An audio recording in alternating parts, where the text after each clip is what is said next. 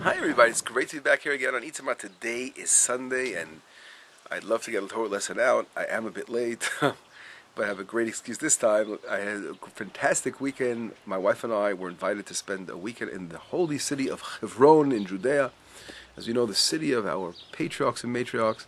It was an amazing experience, and all this was in the merit of a dear friend of mine whose birthday is today, my friend Alan Hirsch, who actually lives in America. And he is so connected to Israel, and usually comes once a year on the special day of the special Torah portion of Chayei Sarah, where the Torah describes the burial of Sarah Imenu by Abraham when he purchases the tomb of the patriarchs. And we all know that it's a time of pilgrimage. Everyone is going up, going down south to Hebron to spend the Shabbat there. So he comes in, and a lot of Americans now, American Jews that live in America, want to spend that weekend. So they come in all the way from America. They rent houses and they spend that Shabbat in the holy city of the patriarchs, which has become a custom over a couple of decades already. My friend Alan Hirsch is really, his birthday, as mentioned, is today. In his merit, we were there on Shabbat, but here's an unusual experience. He's usually there on Chayei Sarah. So what happened that he's invited us to spend this weekend with him in the city of the patriarchs? And the answer is very simple, that his birthday, as I mentioned, is today.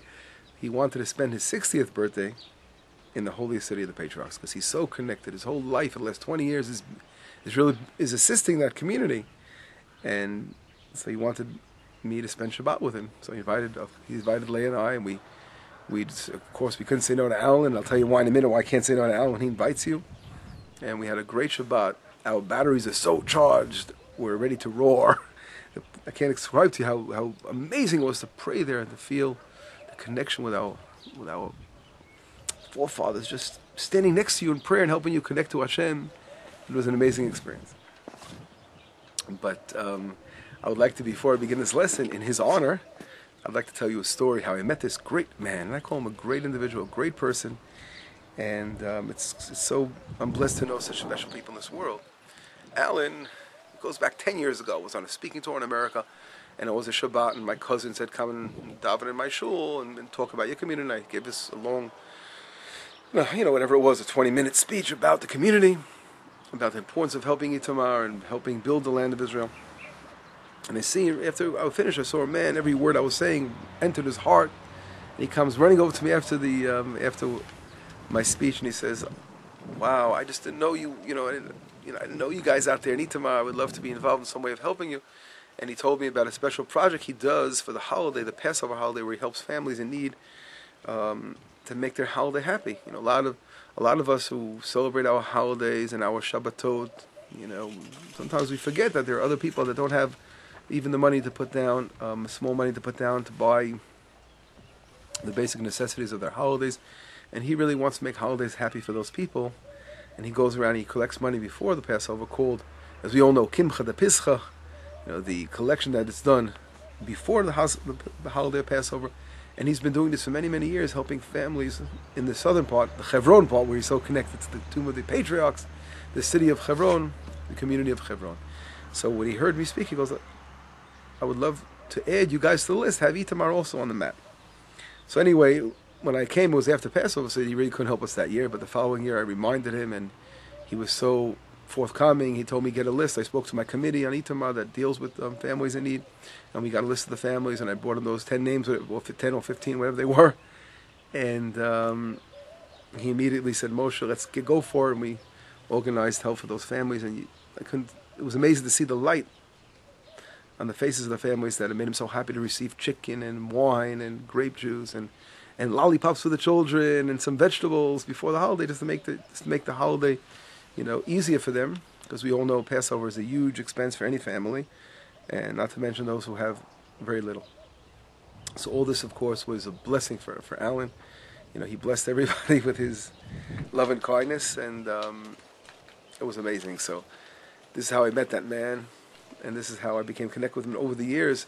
Not only did he say, let's help Itamar, he said, Moshe, do you know any other places that may need help? And I actually went exploring different communities in my area, in Shomron Mountains, and I found other communities that had, of course, every town has families that need help. And we got a big list together, and it started growing every year, and every year he says he doesn't say no to me ever.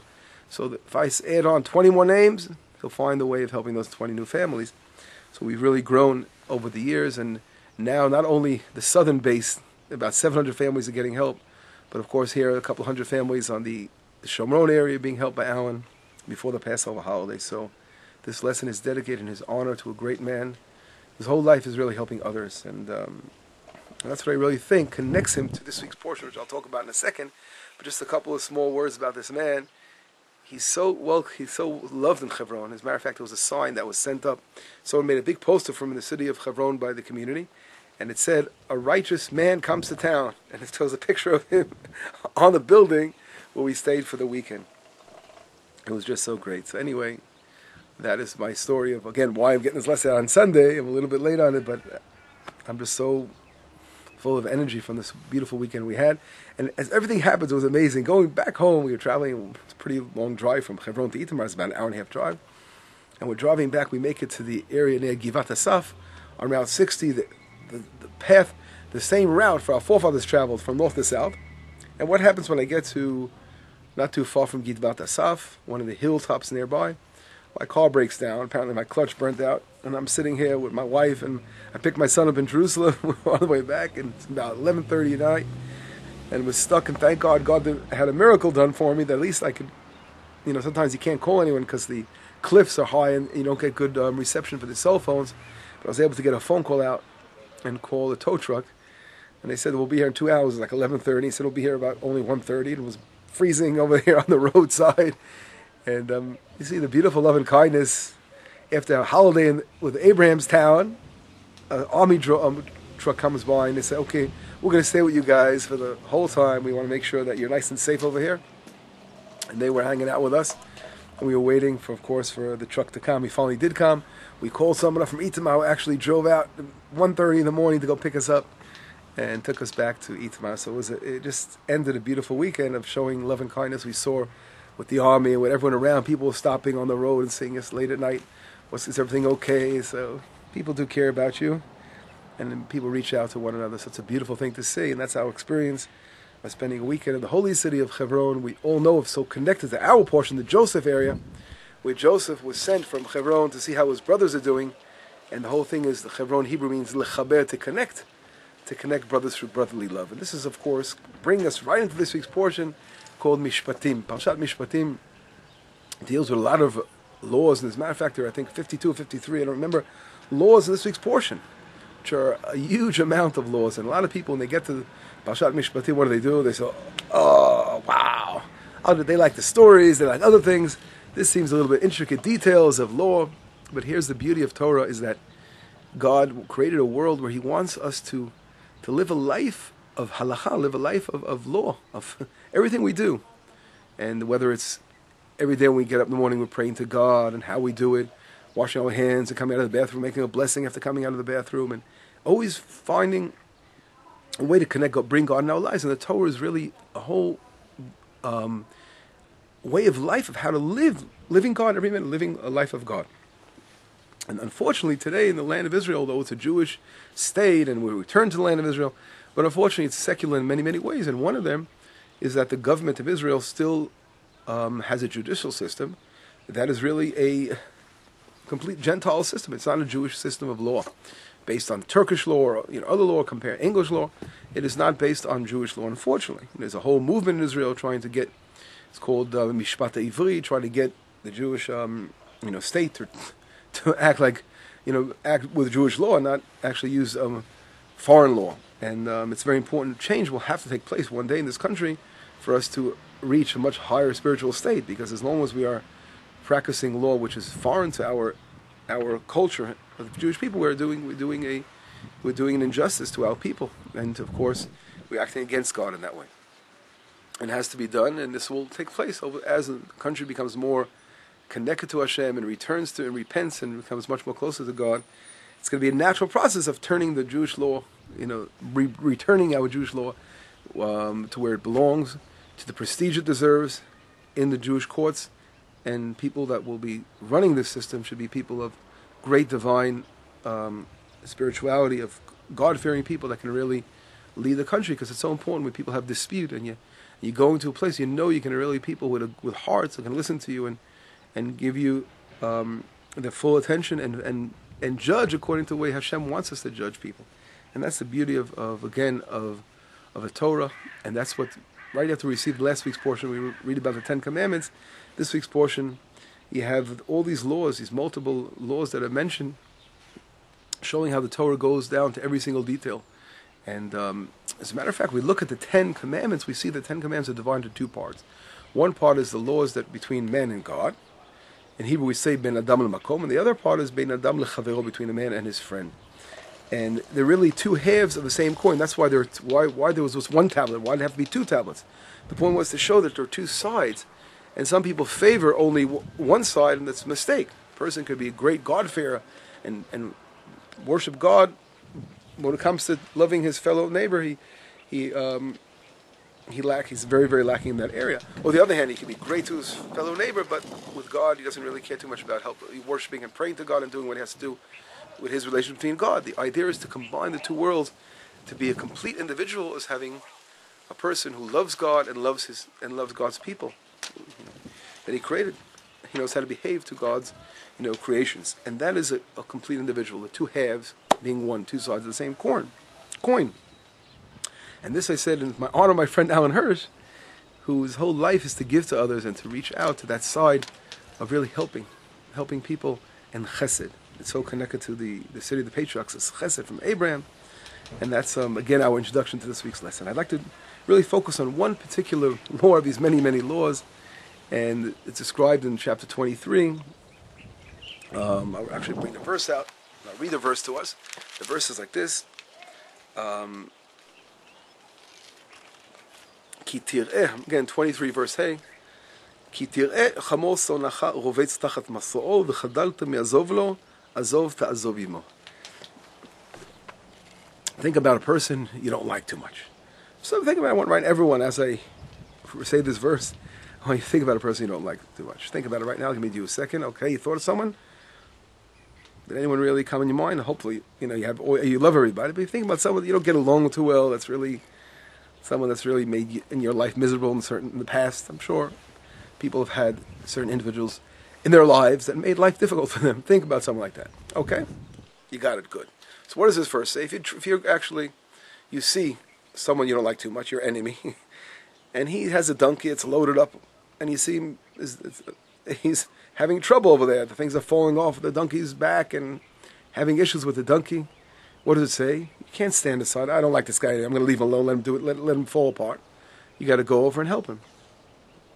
And then you have to overcome that urge, that evil urge of saying, I don't like this guy. He deserves it, but stopping and helping him. Or it could be the same thing as you traveling on the road and you see someone waiting for a hitchhiker and along the road to get a lift out, and you say, well, I don't like that guy, I'm just going to drive by. No. Here, it's also, he's having trouble, he needs to get somewhere, stop over, pick him up and get him in your car, right? This is what the Torah is really teaching us. There's a beautiful midrash I'd like to read in the Midrash Tanchuma, which actually describes this beautiful experience what the Torah is trying to teach us. And it's saying like this. It's saying, well, I think I'll try just to, instead of reading the whole thing out, I'll try to summarize it. The Midrash gives a beautiful explanation, Tanchuma, that when a person, why did Hashem, command us on such a commandment? When someone you don't like, you have to go out of your way to go help him. In that situation, why? And the Midrash gives a beautiful analogy to it. It talks about, think about the situation here. Think about the person at the other end that you're helping him. Both of you, you're not getting along. There's a lot of tension between the two of you. And also you come and say, listen, hey guy, let me help you out. Let me help you pick up your load. I see you having trouble. Let me help you tie it up. And as the guy's saying this, wait a second, this guy hated me. What is he helping for? Maybe he really didn't hate me so much. Well, maybe I thought wrong about him the whole time. And okay, and they're sitting here working together, tying up that saddle and reloading that donkey. And as this is going on, they're having a conversation. This guy's thinking in his heart, wow, this guy really didn't hate me like I thought. And then he starts acting, with, oh, thank you so much. And then the guy's saying, wait a second. He's so appreciative. Maybe I was judging him wrong. And then as they begin to talk and walk together and tying the donkeys together. And before you know, they're sitting down and having lunch together. And this brings peace between two individuals. Now, if you think about modern system of law today, things like this don't all come to be. Like, a person has a dispute with his neighbor, he goes to court, he judges, okay, he has to pay, this guy's guilty, this guy's innocent, whatever it is, this guy has to pay, whatever it is. They're suing one another, so many suits going on, it's crazy, hear the news all the time. It's a big thing to sue this person, sue that person. And there's no like trying to really make peace. We don't see that really happening among systems of judicial systems, but the Torah is teaching us, first and foremost, is making peace between brothers and showing you brotherly love. And it's not only a law of saying, okay, deciding this person's right, he deserves, you made a mistake, you have to pay him this amount of money. But a situation where you can say, wait, what would modern law say? You see a guy, you don't like him, he's in the street, or he's having a problem with his load, walk away. There's no law that says you have to help your friend. But here the Torah is saying there's a law. You can't walk and stand by when even someone you don't like is having trouble. You have to sit there, stand still, walk over to the guy, swallow your pride, and help this guy out. And the whole idea the Torah is teaching us, through this is going to reconnect people together, because God wants us to love one another. He wants us to build a society of justice, society of love, and not, people, God forbid, you hear what goes on in the news all day long throughout the world, terrible things going on. And this is the society that can be built around Torah. If the world will only realize how important it is for the Torah to rule, the Torah should lead. It shouldn't be put on a little corner and get dusty. The Torah has to really be what is the rule in the land of Israel. And from here, from Zion, shall the Torah go forth through the entire world. It will be an example of what a true, just society is all about. All the terrible things that happen today in the world, in Israel, all stem from the fact that we don't let the Torah to take over and lead us. God gave a direct way in this world of how we should follow Him, how we should run the world, and we have to follow His Torah, and that's so important. And that's what Parashat Mishpatim is all about. All these laws that seem to be, again, these dry laws, but if you look in the details and what's behind every one of these laws, and if we have the time now, we'd give a lesson for an hour explaining the beauty of each and every one of these laws. But I wanted to focus today on that law. It should be an example of looking at the Torah. Don't skip over when you do these laws. There's so much wisdom behind them, so much godly wisdom, infinite wisdom. There are so many different levels of understanding that we can reach when we study the different kinds of laws there are. But let us really focus and connect to the beauty of the Torah and see how it really can make a difference in our lives. And let us take this as an example of how we have to relate to our dear friends and individuals. And here, my friend Alan Hirsch, this lesson is dedicated to you because you really know how to reach out to others. And you care about the feelings of others. And you work so hard to help others. Here, Pesach is coming along again. And sometimes you don't know where to begin, how you're going to raise that money to help these families. But you said, don't worry, I'm going to do it. And you go out, and you go from place to place to try to help your fellow brother. It's amazing. And you're a blessing to all. We should all learn from you. This is Torah, living Torah. Some people are living Torahs, and this man is a living Torah. Have a fantastic week, and we'll be in touch very, very soon again. Have a great week. Shalom v'litrot.